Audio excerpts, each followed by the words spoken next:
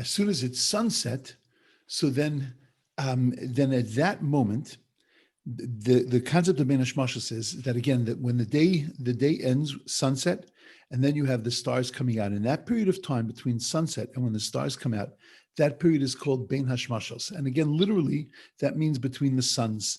But what that is a Safek Yom, Safek Laila. It's doubtful as to whether that's daytime or whether it's nighttime. And therefore, on Friday, we treat it as if it is nighttime. And therefore, Shabbos starts immediately at sunset. When we talk about candle lighting time, which is 18 minutes before sunset, we have that 18-minute window. That's only to get us, the 18-minute window is that it's till sunset. But sunset is the drop dead time. That's when Shabbos begins at sunset. Saturday, we treat that same period of time as daytime, because we say that Shabbos doesn't end until Tzeta Kochavim, until the stars come out, which is the other end of that period of time. And therefore, on Saturday, that very same period of time is considered as if it's daytime. We always go to the stricter, and therefore Shabbos continues until the stars come out. But that doesn't take away from the fact that that period of time is called a Safek Yom, Safek Laila. Now, because it is a doubt of whether it's a day or night, there are certain leniencies, even with the laws of Shabbos, that you can get a non-Jew to do certain things that you wouldn't be able to on Shabbos, but you can during that period of time, because that period of time on the beginning of Shabbos is called, again, it's doubtful. Well, we know that we talk about how God completed his creation with the beginning of Shabbos. As soon as Shabbos began, that was the end of creation, Vayichulu, that was the end of creation. And with the end of creation came the creation of the concept of rest. And this is what you've always been taught, this is what you know. However, the Mishnah tells us that there is something else that happened, that there were 10 things that were created bein hashmashos, during this period of time of twilight, from the time of sunset until the time when the stars come out, there were 10 things that were created. They weren't created during the run of creation. They weren't created on the first and the second and the third and the fourth and the fifth day of creation. These were davka, once the sun had set, before the stars came out. During that period of time, God created 10 things. What were those 10 things? The Elohim, Pi Haaretz, the opening of the earth. Later, the earth was going to need to be opened. Why? Because Korach and his rebellious minions were going to be swallowed up by the earth. That potential for the earth to open up and to swallow people, that was created on Erev Shabbos. Pia Be'er, the opening of the well that was going to take care of the Jewish people, the well that was there because of Miriam, so then that was created on Erev Shabbos. Pia Ason, the opening of the mouth of the donkey that was going to speak to Bilam, and as he went to curse the Jewish people and to try to stop him and convince him that he was doing the wrong thing, that Pia Ason was created on Erev Shabbos Ben Hashmashos. The Keshed, which is the rainbow that was going to come into the world at the time of Noach, that Keshet was created on Erev Shabbos. The man that was going to be given to the Jewish people, that was created and feed them in the desert, that was created on Erev Shabbos. The mata, the stick that Moshe Rabbeinu was going to use to split the sea, and that was going to use in many miraculous moments, so then that was created on Erev Shabbos. ¿Cómo crees?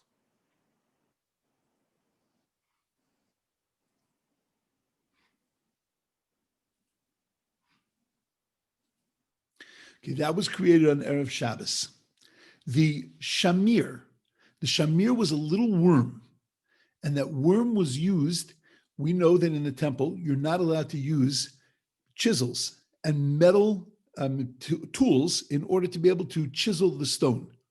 because no metal is allowed to be brought into the temple, because metal was a symbol. Steel we made swords and things, vessels, items that could kill people, and therefore that could not be part of the structure or the building of the temple. Well, how are you going to cut stones? If you can't use chisels, how are you going to cut stones? There was a special worm called the shamir. It was not necessarily a politician, but called a shamir, and this worm, they would put it on the stones, and it would hew and dress and cut the stones. V'haksav, which is the form of the letters that were used in the Aseres Hadibros and were used in the Torah. So those letters were like hanging out in heaven from Bein Hashmashos until they were going to be needed to write the Torah. V'hamichtav is the form of the way that they were written, that they were going to be there were certain letters that were going to hang miraculously in the temple. In the Ten Commandments, the letter Mem and the letter Samach, because if the letters were hewn completely through the Ten Commandments, and you could see through, there was chiseled through, and you could see through the Ten Commandments. The miracle was that when you would look on the one side, it would say Anochi Hashem Elokecha. When you would flip the Ten Commandments, you'd be able to read exactly the same thing, Anochi Hashem Elokecha. But there are two letters that are going to be problematic, because the Mem is a completely closed letter. It's a square. The Samach is a completely closed letter, but it's a circle. What happened to the middle piece? If it's completely chiseled, then where did the middle piece go? The middle piece of the Mem and the Samach, they remained suspended miraculously. Okay, V'haluchos, and the actual 10 Commandments, the actual luchos, the stones that were going to be given to the Jewish people, they were created on Erev Shabbos. V'yesh omrim, there are those that say, Af hamazikin, even demons were created. Demons are the intermediary step between humans and angels. Angels are made completely from spiritual material. Human beings are material. We're made of chomer. We have the spirit, we have the neshama, but we're made of physical material. And then there is a transition between humans and angels, and those are called mazikin. Those are called the shedim, the demons. Ukvuraso shel Moshe, and the burial place of Moshe, that was also created bein hashmashos. Ve'elo shel Avram Avinu, and the ram of Avram Avinu that was going to be used for when the ram got caught in its horns, and it was going to be sacrificed, and one of the horns was going to be used for the giving of the Torah when they blew the shofar at the time of giving the Torah, and one of the horns was put away for the time of Mashiach, shofar gadol yitaka, that with a big shofar they're going to blow on the day of redemption. V'yesh omrim af tzvat kitzvat asuya. Even the tongues, to make tongues, even those were made on Erev Shabbos. Now, I know all of you that are here, most of you, and I know that that was fascinating. That was fascinating. What's the mishna trying to tell me? What in the world, what lesson, what ethical lesson am I supposed to learn from this? We know that the stuff in Pirkei Avos isn't there to tell me history lessons. It's not there to wow me. It's not there to teach me about miracles. It's not there to teach me about incredible things. It's there to teach me ethical lessons. What's the ethical lesson of this mission of the 10 things were created bein hashmashos? I don't understand why these things weren't created on the days they needed to be created on. Why things that had to do, any of these things that had to do with earth weren't created on the days of earth creation, which I'll talk about later. Why they weren't created on days, things that had to do with water, of water creation. There were two of those. And earth creation, there were two of those. And fire. Why weren't the stuff that had to do with fire and light created on the days of fire creation? There were two of those. And things that had to do with spirit, why weren't they created on the spirit days? There were two of those. Now, my math doesn't work out because that would come out to 8. We'll talk about that later. But why weren't these things just created on the days that would have been fitting for them to be created on? The ram of Abraham, that he needed at the time of the Akedah, it would have made sense to create that on the day that God created animals. Just create that one also. This one's special. We'll put it in a special package. We'll put it in the storage unit, right? We'll take it out when we need it. But it would have been appropriate to create it on that day. Why Erev Shabbos ben Ishmashos? If you ever had to do something during Ben Ishmashos, clearly it's because you forgot to do something. There's a din about toiveling, that, if you forgot to toivel a vessel and you need it for Shabbos, so there are ways you can do it during Ben Ishmashos. You can't toivel on Shabbos. There are ways you can do it during Ben Ishmashos. Give it to a guy, whatever. There's a whole thing to do. But it's because you forgot. It's not because that's the way you're supposed to do it. So when you say that God created 10 things on Erev Shabbos, Bein Hashmashos, it sounds like these were an afterthought. He finished creation and he said, oh, I had a list. I forgot to do that, right? And he goes back to it. It's a long list. How did he forget to do all these things?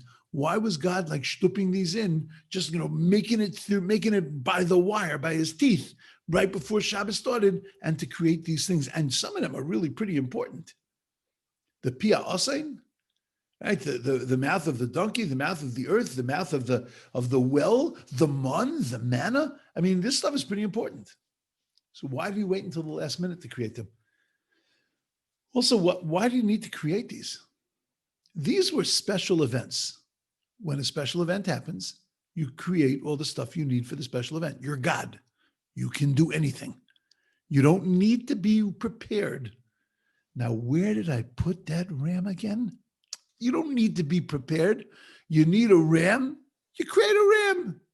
You need a mouth of a donkey to open up and to talk. You create a donkey to open up. That's what's called a miracle. So why were these things necessary to be created on Erev Shabbos? And finally, if you count, it's a lot more than 10. It fits very nicely with these mishnayos. There are 10 things, but there's actually 14 things. So what exactly is going on here in this mishnah? So I got a lot to say, but let me get started. We know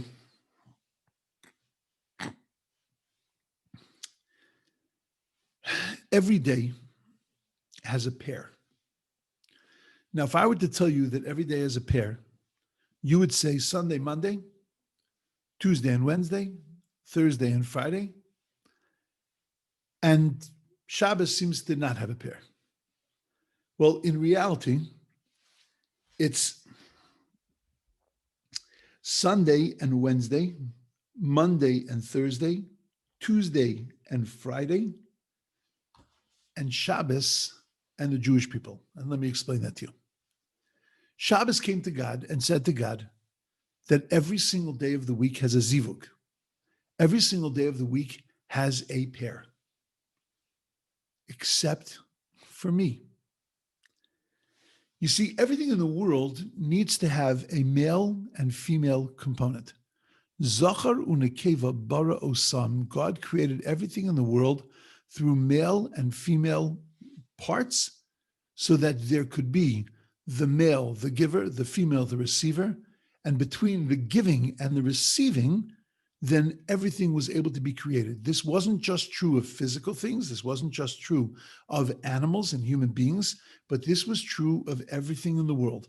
The rain is considered male, masculine, because it is a giver. The earth, the receiver, is considered feminine, female. And that's in every single thing in this earth, in this creation. There is a male and female component. On Sunday, God created the earth. I'm sorry, on Sunday there was water, and I'm going to get this right.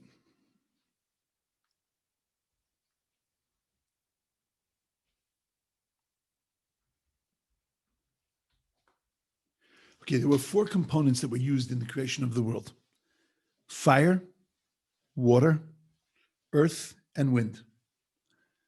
On the first day of creation, God said, "Vayhi or, let there be light." Anything that had to do with fire, with light, was created on the first day of creation. And then on Wednesday, on the fourth day of creation, those lights were placed in the sky to differentiate between light and dark, the stars, the moon, all things that had to do with illumination, that had to do with light and with fire, all of that was created on a combination between Sunday and Wednesday, the first day of creation and the fourth day of creation. All things that have to do with water were created on the second day of creation, when God pulled back the water to create seas and earth. And then on Thursday, when all of the fish and the birds and things that teemed in the sea were created. And then on Tuesday, on the third day of creation, when the earth, when God pulled back the water and now created the earth, and on Friday, all things from the earth, animals, humans, were created. All things that had to do with fire were created through a combination of Sunday and Wednesday. All things that had to do with water were created from Monday and Thursday. I'll tell you a fascinating thing, by the way. What do we do special on Monday and Thursday? We read the Torah. Why is Monday and Thursday Torah days? Because the essence of Monday and Thursday is water days. Ein mayim ela Torah. When the Torah talks about water, it's usually a metaphor for Torah itself. When it says that the Jewish people crossed over the sea, and for 3 days after they crossed over the sea, they walked for 3 days, velo matzu mayim. They didn't find water, and then they came to a place of bitter waters, and they started to kvetch and to complain, what are we going to drink? And God had to turn the bitter waters into sweet waters and made a miracle in order to be able to give them something to drink.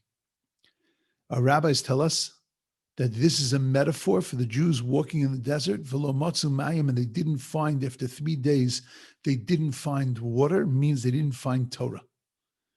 So our rabbis look at it and say, it's a beautiful metaphor. It's a beautiful metaphor that they walked 3 days and didn't find Torah. But somewhat it says in the Torah, velo matzu mayim, they didn't find water. So how could you just change that and say, oh, really what it means is they didn't find Torah? No, it's the same thing. Because if after 3 days, after they just saw the miracles of the splitting of the sea and all the things that happened to them in Egypt and all the things that happened to them in the exodus of Egypt, and then the splitting of the sea, the death of the Egyptians, if after all of that, what they witnessed, they walked 3 days in the desert and didn't find water and complained about the water, they were worried about how they were going to be taken care of, that means that they disconnected themselves from Torah. They disconnected themselves from God, because there's no way if they still had their Torah, they still had their spirituality, they still had their connection, they never would have complained about it. The very fact that they complained means it's not a metaphor. This is what it's telling us, that they walked shleisha yomim v'lo matzu mayim, that mayim is Torah, that they didn't find Torah, and that's the reason why they complained about water. From this, by the way, is the reason why we lane on Mondays and Thursdays, so that we fill ourselves with water, i.e. Torah, never going more than 3 days without Torah. Shabbos to Monday, Monday to Thursday, Thursday to Shabbos, never more than 3 days without Torah, without public Torah, without public connection, so that we never slip into this place of thinking that we can't see God and God's goodness. So the days, Shabbos says every day has a zivug, every day has a pair. Sunday has Wednesday, Monday has Thursday, Tuesday has Friday, but I don't have a pair. So anything that's created with light and fire, there's a male and a female component. Anything that creates water, anything that's created from water has a male and female component. Anything that's created from earth has a male and female component. But not me. Spirit, wind. I have no pair. God says to Shabbos, yes, you do. You have the Jewish people. That when the Jewish people and Shabbos connect to each other, everything of ruchnius, everything of spirituality, everything that has to do with air, that has to do with the very air that we breathe, the spirit that we breathe. And so then that is created through a partnership between the Jews and Shabbos. And if that's the case, we understand that what is created on Shabbos, ruchnius, spirituality, is created on Shabbos.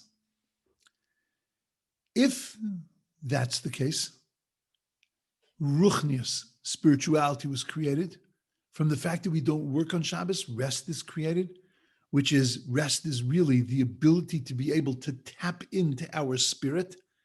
It doesn't mean shluff. It means ba Shabbos ba menucha. It doesn't mean that it's sleeping. We sleep, but it doesn't mean that. That's not what menuchas Shabbos is. The rest of Shabbos is the ability to be able to tap in, because we're not connected to our physical selves. We're not connected to work. We're not connected to conquering the world, which we are the other 6 days. We're connected only to the spirit. We're connected only to the ruchnius. Therefore, we and Shabbos can create amazing things. That's why we say the learning Torah on Shabbos is off the charts. We say that davening on Shabbos is off the charts. Because once you are connected to ruchnius, once you are connected to spirituality, what you can create is something incredible. If that's the case, look at every one of these items. Every one of these items are not just physical items, they're physical and spiritual items mixed together.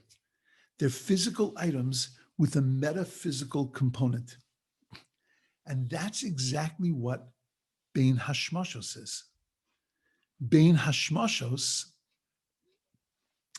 is a mixture of the sacred and the mundane, of Friday and Shabbos being mixed together and existing together. The miraculous happened before sunset. The natural happened after sunset. And that was to be, and why do I say that? The miraculous was before sunset. I'm sure somebody's thinking in their mind, wait, Rabbi, I think you got that backwards. No, because God's creation of the world was miraculous. It was all astounding. It was incredible. But then as soon as he finished the creation of the world, every single one of its utterances, every single thing that he created in the world was miraculous.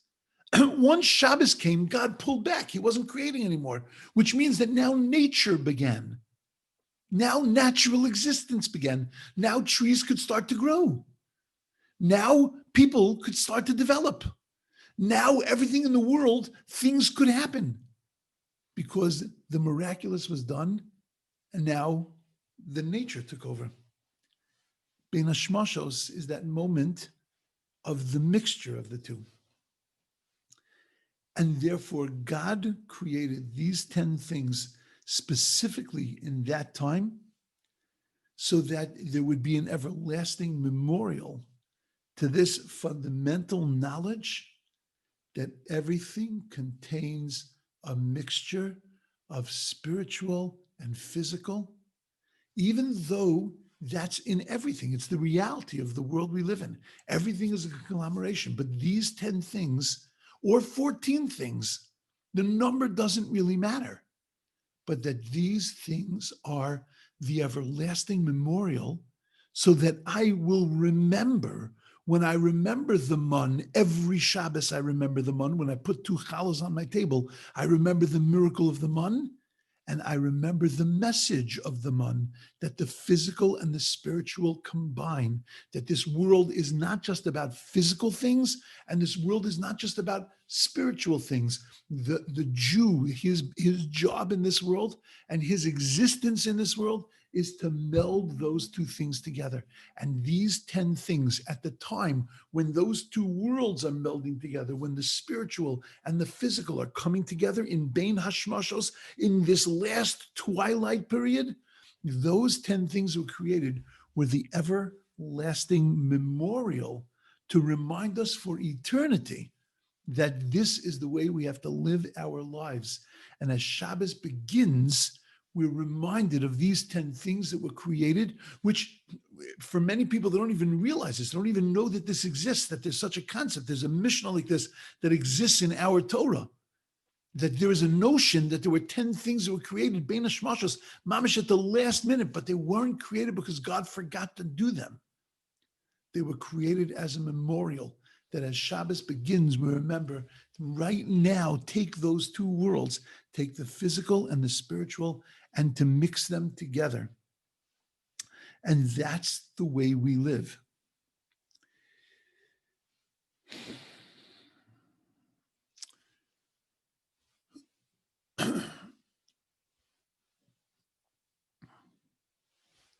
When we crossed over the sea, it tells us that we went b'seich hayam b'yabasha, that we walked in the middle of the sea on the dry land.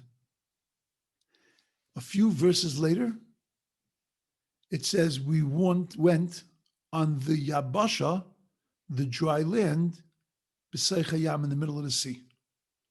The message that's being conveyed to us by the Torah is that we were in the midst of the sea. There was a raging sea around us, and that God split it, and we walked on dry, comfortable land. That the miracle of the splitting of the sea was so incredible that we were b'seich hayam, we were in the middle of the sea, but we were on yabasha. We were on dry land. There was sea to the right, sea to the left, but we were walking comfortably on dry land. Now, it doesn't really matter if you say that we were b'toch hayam, in the middle of the sea, walking on dry land, or biyabasha b'toch hayam, which is the backwards, where we were walking on dry land in the middle of the sea. The message is exactly the same. So why would the Torah switch the words? Why would the Torah switch it and say one time biyabasha b'toch hayam and one time b'toch hayam biyabasha? If the message is the same, then what's the necessity to have to split, to have to change the order of the words? So the Ramban says something unbelievable. The Ramban, different than many other commentaries, Nachmanides, feels that we have to spend time on the huge miracles first.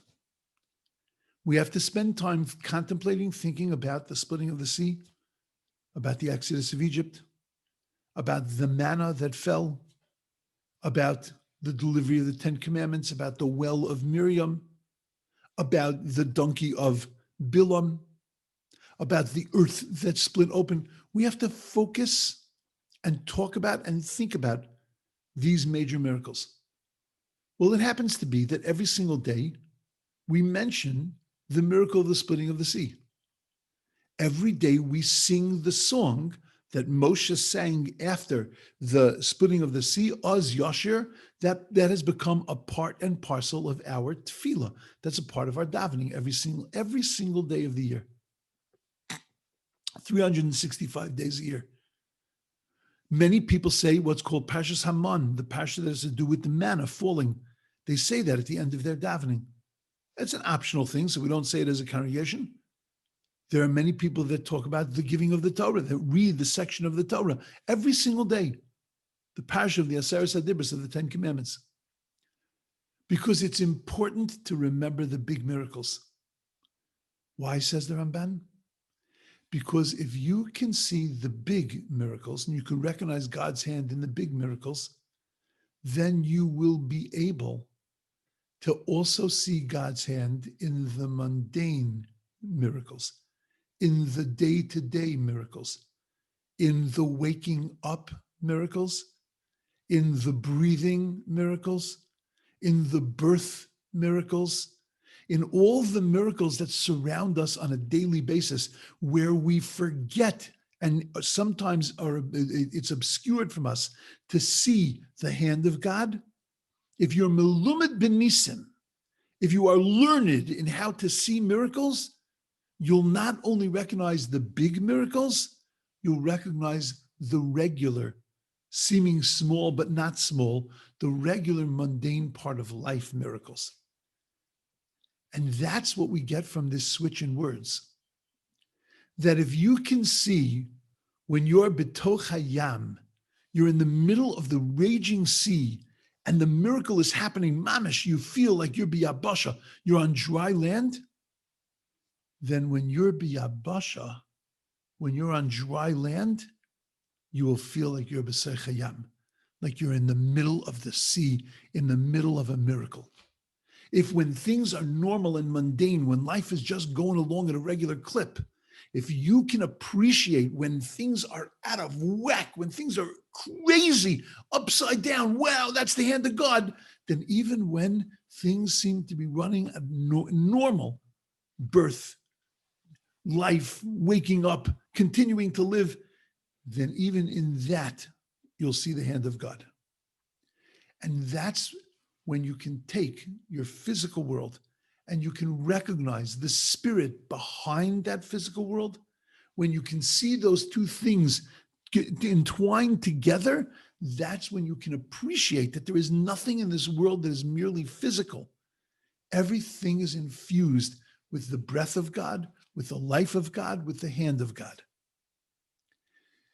That's what we learn from Shabbos, from Erev Shabbos Ben Hashmashos, from these 10 things that were created, where we learn how to be able to see the union and to be able to see the two things melding together, that physical and spiritual worlds coming together. And that's why Dafka, what was created? Earth wasn't created. Fruits weren't created, even though they all contain the same message, but you wouldn't see that there. What was created was the pia asan, was the mouth, the miraculous. So it was the mouth of a donkey. And a donkey talked. A donkey is the most physical thing in this world. What's the name of a donkey in Hebrew? A chamor. A chamor is chomer, it's material. A donkey is seen as like the lowest. It's seen as the most earthly of all creatures. And yet, what did that the chamor do? He was able to speak. Speech is considered the highest faculty that connects us to God. Speech is considered the ruach, the spirit of God. Is ruach mimala, the ability to be able to speak. That's the highest faculty that we have. That's the thing that makes us human beings. It's called the spirit of life. And those two things came together. God could have created it later when he needed it, but then it wouldn't have sent the message. He created it on Erev Shabbos because he wanted us at that time to recognize that what is Erev Shabbos Ben Hashmashos? What are these last seconds before the stars come out? That's the moment where the two worlds collide, where the physical and the spiritual were now combined together. And now that they're combined together, we have to endeavor to keep them together and to keep them connected to each other. And that's why these were created Ben Hashmashos. Every single one of these things was something that wasn't merely physical and wasn't merely spiritual. It was putting the two things together. Until Ben Hashmashos, until the end of Shabbos, there was no sin in the world. Until Erev Shabbos, towards the end of the day, a little bit before Ben Hashmashos, there was no sin in the world. Trees didn't sin, really. There is a little problem with this, but they did sin a little bit. But we won't deal with that right now. but animals didn't sin. There were no sins yet. Things weren't rolling yet. It was only after God created Adam and then created Eve. And then there was the sin, that first Friday afternoon. And if there was no sin, so then everything was clear. And everything was infused with an incredible spirituality, an incredible ruchnius. It was only after Adam HaRishon sinned, and now we would be living in an imperfect world. Now we would be living in a world where sin, the Yetzer Hara, the evil inclination, is now mixed in with our very existence, where we now need to be able to see how to extricate ourselves from that, how to be able to fill our lives with spirituality, because it's clouded now by the Yetzer Hara, which it wasn't when God originally created the world. The Yetzer Hara was outside of Adam. It was outside of man. It wasn't inside of him. But now it's going to be a part and parcel of him. It's going to be inside of his life, inside of his spirit. And therefore he needs to be able to separate that, to fill himself with ruchnius, with spirituality, so that he doesn't become too connected to his physical side. And it's only at this time now that we needed to fix this imperfection by seeing the divine in the physical. And that's why Davka, after the sin, after they get kicked out of the Garden of Eden, as the dust is now settling, God builds a monument to the way Adam's life needs to be for eternity. It needs to be mixed between the physical and the spiritual. You can't separate them. You can't ignore the physical. It's now a major component in your life, which it would not have been before the evil inclination entered you. And now that it has, you need to know how to combat it. You need to know how to dilute it.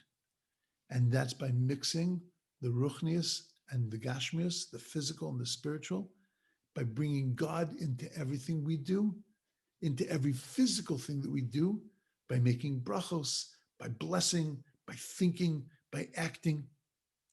And that mixture together, that's what creates the perfect world. And that's why these 10 things were created ben hashmashos. However, it doesn't stop there, because each of these things was there to send a specific message to Adam HaRishon. Adam, Chava, the Nachash, us, humanity, every act, everything that was created had a special message for each one of us, and again for all the players in that original sin. And that's the next thing that we need to uncover. So today we set the foundation for this.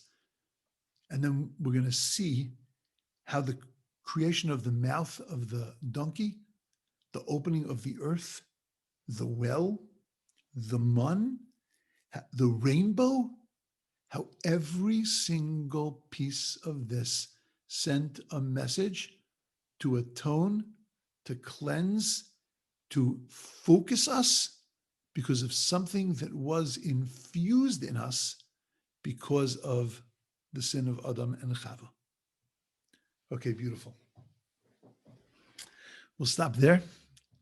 And Im Yetz Hashem, continue that thought next week.